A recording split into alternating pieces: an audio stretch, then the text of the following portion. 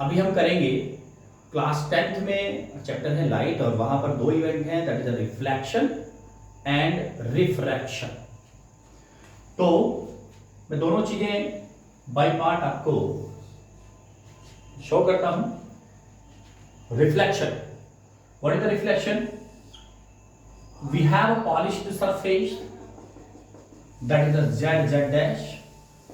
आप जब भी लाइट की कोई इवेंट करेंगे और उसमें कोई भी फिगर आप बनाते हैं, इट इज अ ज्योमेट्रिकली, तो यहां पर एक लाइन जरूरी है, that is a normal perpendicular line.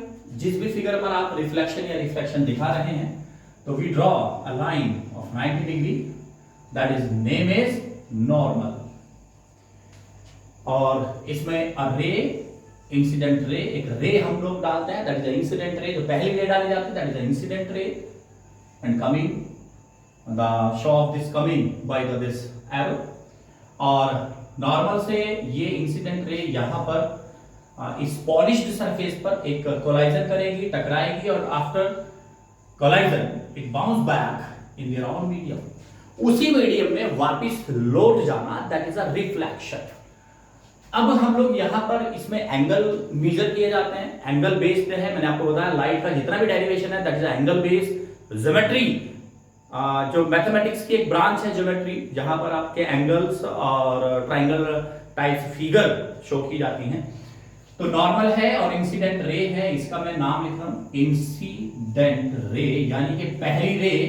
और मैं इस इवेंट को कह रहा हूं कि इंसिडेंट रे जब भी किसी पॉलिश सरफेस पर आएगी, टकराएगी, तो उसी मीडियम में वापस लौट जाएगी, दैट इज अ रिफ्लेक्शन। तो इसका मतलब इस रे का नाम हुआ रिफ्लेक्टेड रे। नॉर्मल से और इंसिडेंट रे के एंगल को मेजर किया जाता है, then this angle by the name of this incident ray, the letter I, it is a incident angle. And after reflection it goes टू इन देयर ऑन मीडियम, अपने ही मीडियम में वापस लौट जाती है। किस एंगल पे लौट रही है देखते हैं साहब। इस एंगल का नाम अभी मैंने आर रख दिया है। अगर हम इसको डी से मेजर करते हैं तो ये दोनों एंगल इक्वल होंगे, that is a good reflection.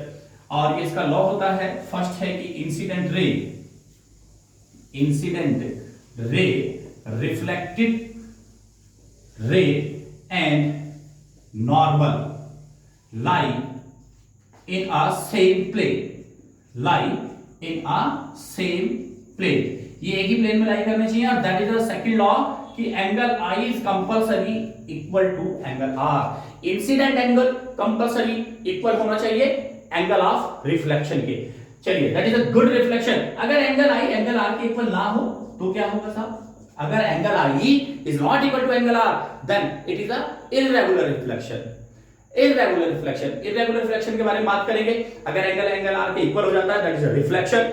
और ये जो लॉ है इसका कि तीनों एक ही प्लेन में लाई करेंगे, तो नॉर्मल और इंसिडेंट रे और रिफ्लेक्टेड रे एक ही प्लेन में होने चाहिए। अगर एक्स वाई प्लेन में है तो एक्स वाई प्लेन में ही तीनों लाई करने चाहिए। मैं आपको भी बताता हूं एक एग्जांपल के साथ।